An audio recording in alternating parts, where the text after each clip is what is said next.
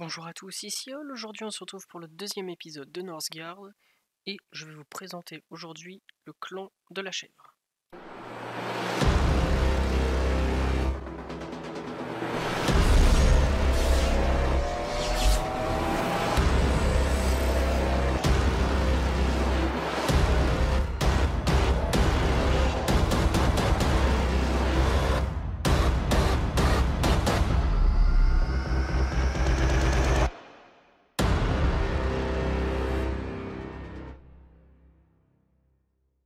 Contrairement au dernier épisode, je vais commencer tout de suite par vous expliquer quels sont ses avantages et ses inconvénients. Avant je l'avais pas fait puisque forcément pour ceux qui connaissent pas le jeu, il fallait que je vous explique. Donc voilà. Alors le clan de la chèvre commence avec deux choses importantes. Alors déjà ils ont un mouton en stock. C'est plutôt pratique pour l'hiver. Premier hiver vous aurez une réduction de bois de chauffage utilisée de 20%. En plus, vous avez la bergerie. Alors la bergerie, c'est un bâtiment dans lequel vous pouvez stocker vos moutons et dans lequel ça vous produit de la nourriture. Vous avez aussi une augmentation de l'effet des festins. Donc les festins qui augmentent déjà de base de 20% votre production, là ça augmentera jusqu'à 40%. Ensuite vous avez les bonus de renommée. Donc le premier palier, vous avez 2 moutons supplémentaires et une bergerie possible de fabrication. Et en plus de ça, vos bergeries ont un bonus de production de 10% supplémentaire. Ensuite, vous avez le deuxième bonus qui augmente la résistance de vos tours et unités militaires lorsqu'il y a un festin. Donc vraiment, c'est axé vraiment sur la nourriture et la défense. Vous verrez que tous les avantages militaires sont axés sur la défense. Donc dans cette vidéo, je vais être assez concis sur les informations puisque je vous avais déjà un peu tout expliqué dans la vidéo d'avant. Je vais essayer de vous amener sur tous les endroits importants. Donc dès que je me fais attaquer, dès que je prends une zone, dès que j'en achète une, je vais pas vous faire à chaque fois que j'en découvre une, sauf si c'est des zones assez intéressantes. Voilà, donc sur ce, bon visionnage. Alors première zone découverte, on a déjà de quoi créer du savoir et de la bouffe. Il y a un petit loup qui se promène, on va lui faire sa fête. Ensuite, deuxième zone, on a du fer et des ruines, ça va être pratique. Et pareil, petit loup, on va s'en faire un manteau. Ensuite, comme je vous l'avais dit, on lance un raid pour le savoir. Troisième petite zone, il n'y a pas de menace, on la prend tout de suite, en plus il y a un mouton. Nouvelle zone avec des cerfs, on la prend aussi. Voilà, première bergerie, elle nous fournira de la nourriture en plus de réduire la consommation de bois.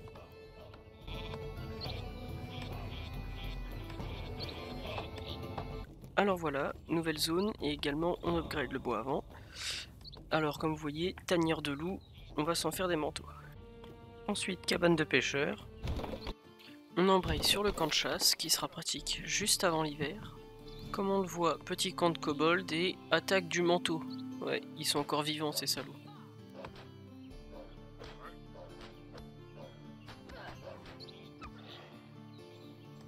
Ensuite j'ai longtemps hésité sur la deuxième upgrade du savoir. J'ai hésité entre soit pouvoir améliorer gratuitement toutes les productions de nourriture ou l'aménagement amélioré. Il faut savoir qu'en fait l'aménagement amélioré ça vous permet d'étendre votre zone, donc d'avoir un bâtiment supplémentaire pour seulement 20 pièces d'or au lieu de 100. C'est... voilà, je l'ai pris direct. Bon allez hop, petite musique épique, on va se les faire ces manteaux.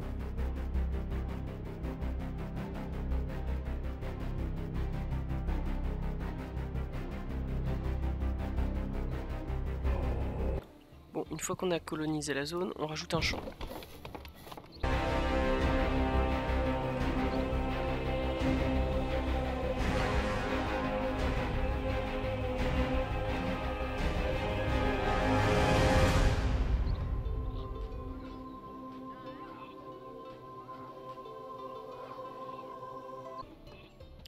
Ensuite, nouvelle zone, le geyser. Ça sera pratique, augmentation de bonheur, réduction d'utilisation du bois pendant l'hiver.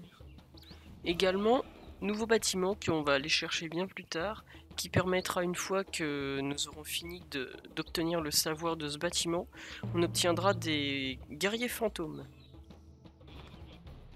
Ensuite, troisième savoir, Alors j'avoue que j'ai hésité au début entre celui-ci et celui d'avant, le palier 2, et finalement j'ai pris celui-là qui permet d'avoir une unité supplémentaire pour chaque bâtiment de production de nourriture amélioré.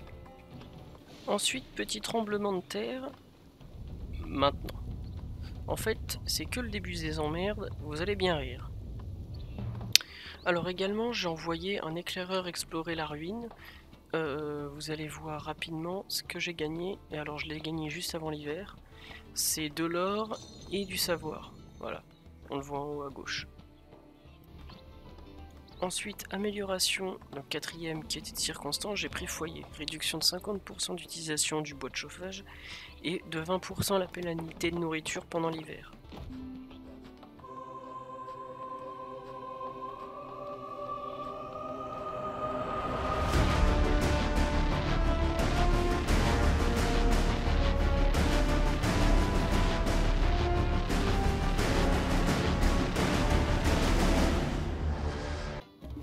Allez hop, ensuite, cinquième savoir, j'ai pris, sans se poser de questions, ça.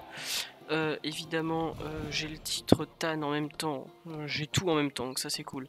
Donc qui me donne un mouton supplémentaire pour les bergeries, et une nouvelle bergerie disponible, et en même temps j'en profite, je fais la forge vu que j'ai les améliorations gratuites.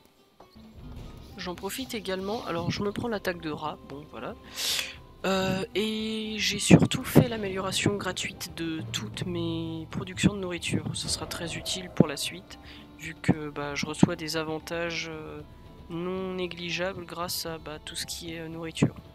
Également, donc ça ce sera mon objectif, je vais faire l'Yggdrasil dans cette vidéo. Voilà. Et juste un peu après, voilà, je vais remonter. Et donc on voit les géants. Donc c'est les géants des glaces, les jaunes tares. Alors, généralement ils sont assez passifs, et bon, ils sont plutôt friendly du moment qu'on leur donne de la bouffe. Alors voilà la 6ème upgrade. Alors j'ai pris directement ça parce que bon, il y a eu pas mal de spots de minage, donc c'est quand même plutôt important, et j'ai besoin du commerce pour pouvoir devenir pote avec les géants. Bon, notez que j'ai été un petit peu lent avant de me rendre compte que fallait que je fasse le don, hein.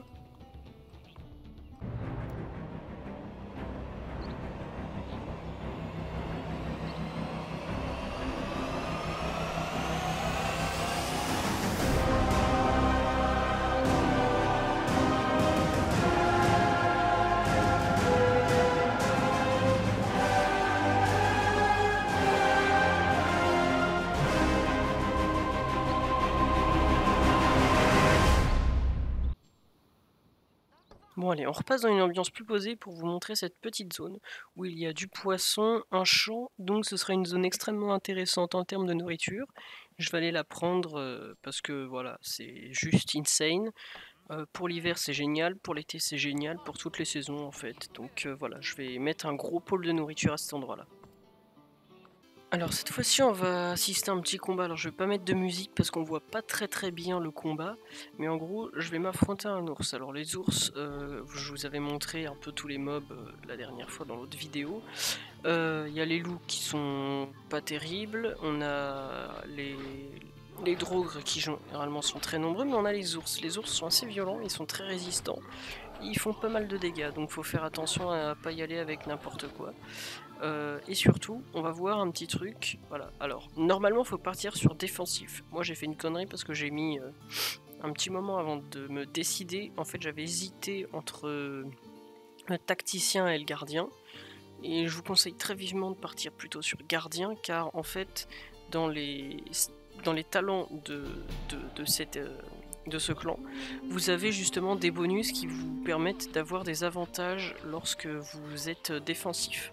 Donc toutes les zones avec des tours vous donnent un bonus de défense. Donc voilà, c'est plutôt intéressant de combiner le talent naturel du clan de la chèvre avec le talent gardien. Petit point également, j'ai pris la zone de forêt qui me sera très utile pour tout ce qui est bois. Comme je vous l'avais expliqué dans la précédente vidéo, bonus de production de bois, donc voilà.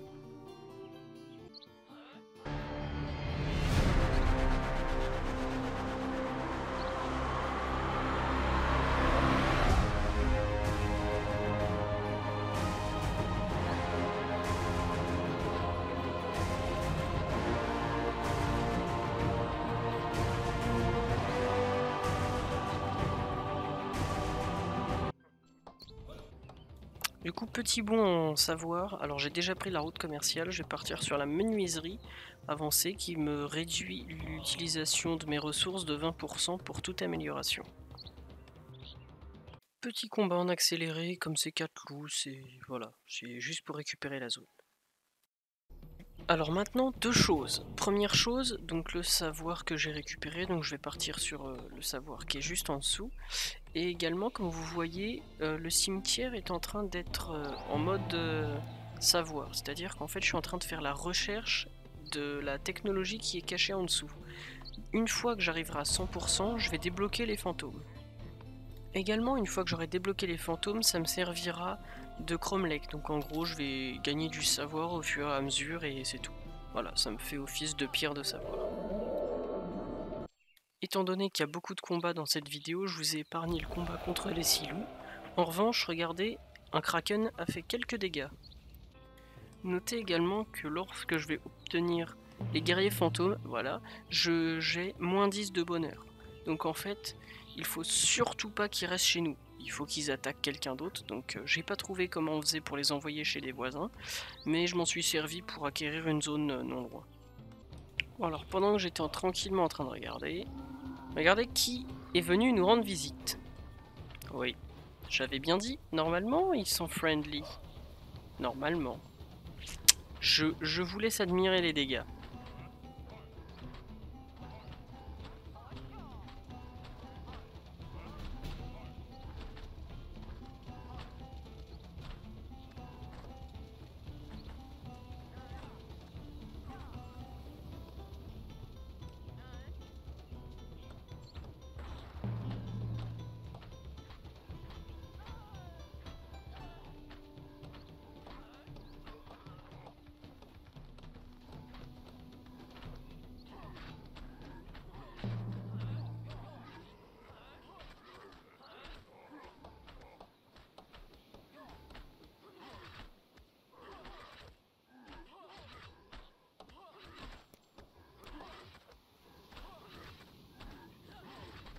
Bon voilà, on se passera de tout commentaire, hein.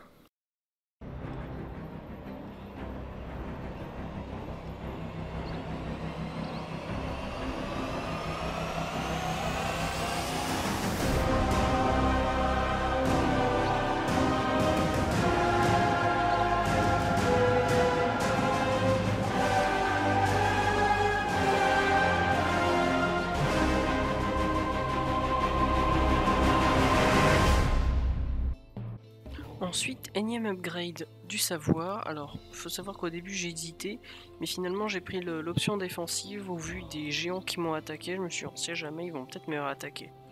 Voilà. A noter que finalement il y a assez souvent des tempêtes de neige, il y en a une qui va arriver très rapidement. Donc voilà, bah là, en l'occurrence. Bon, j'ai eu de la chance, j'ai pas eu de marcheur loin à ce moment-là.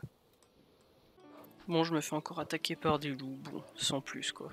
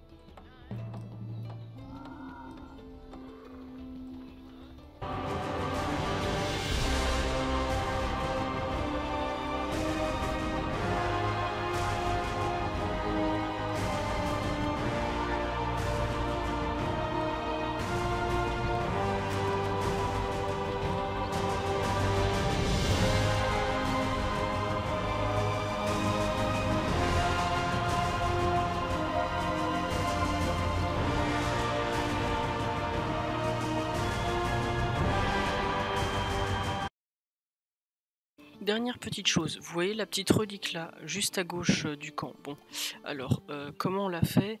Normalement, vous avez un petit onglet relique dans la forge. Il suffit de la sélectionner, ça vous coûte de mémoire du bois, de l'or et du fer.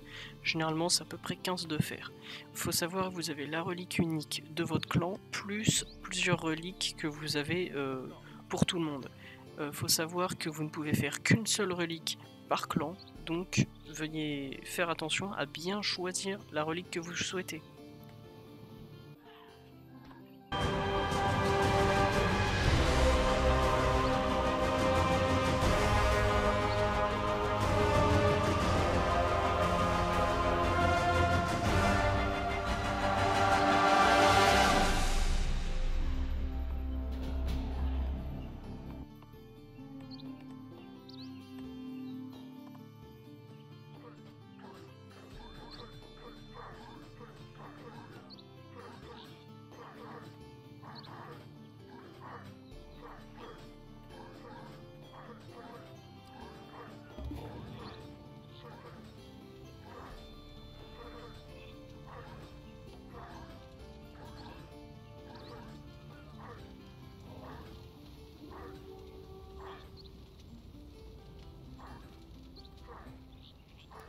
Donc énième upgrade après ce combat, encore en mode surprise, j'ai retiré le malus de l'hiver, donc mes unités taperont un peu plus fort pendant l'hiver. Il faut savoir qu'il y a un malus, c'est du moins 1 de points de dégâts et je crois que c'est moins 1 de points d'armure aussi, mais ça doit dépendre des clans.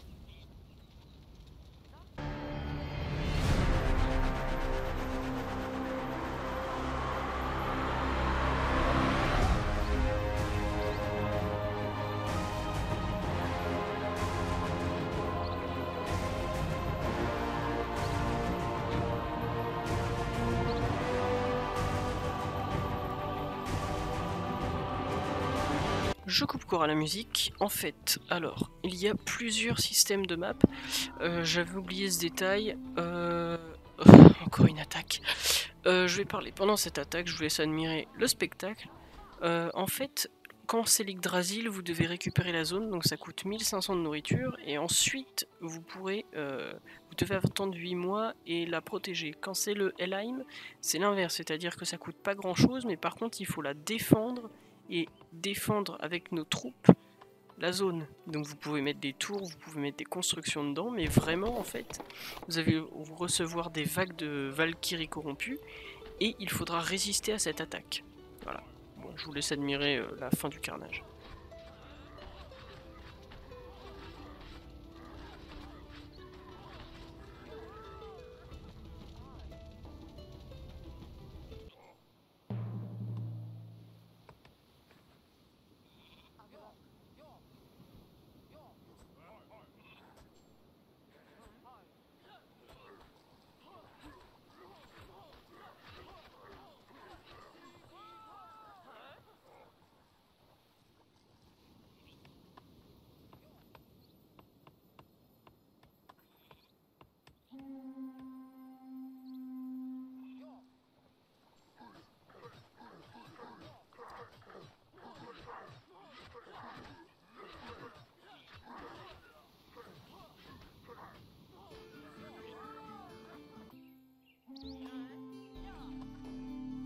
Alors, dernier combat, je vous avoue que c'était un peu périlleux jusqu'ici. Là, je me suis quand même mangé toute une armée, et vraiment toute une armée, de fantômes. Du coup, ce qui va se passer, c'est que je vais croiser les doigts jusqu'à ce que mes armées arrivent et les contestent. Pour que, en plus je me suis fait attaquer par un loup en même temps, je vais espérer que je gagne avant de me faire rouler dessus par les fantômes. Bon, concrètement je les défonce, mais bon, voilà, preuve en est, j'ai gagné avant même que mes troupes arrivent. Donc c'était une game un peu laborieuse, je vous avoue, parce que je me suis fait beaucoup attaquer pendant la game. Donc voilà. Alors je vais faire une légère ellipse et je vais vous expliquer un truc que je n'ai pas pu vous expliquer correctement. A tout de suite. Voilà, alors comme promis, je vais vous expliquer comment on fait la relique. Donc c'était bien dans la même game comme vous le voyez. Donc en fait c'est dans la forge, onglet relique, ici. Et ensuite, donc vous pouvez fabriquer soit la relique propre à votre clan, soit vous pouvez faire une relique n'importe laquelle, une que n'importe qui peut faire. Voilà. Moi j'avais pris celui du clan de la chèvre, en même temps c'est logique, c'est celui qu'on peut faire le plus optimal pour ce clan. Voilà. Sur ce, c'était All, merci d'avoir regardé et à la prochaine.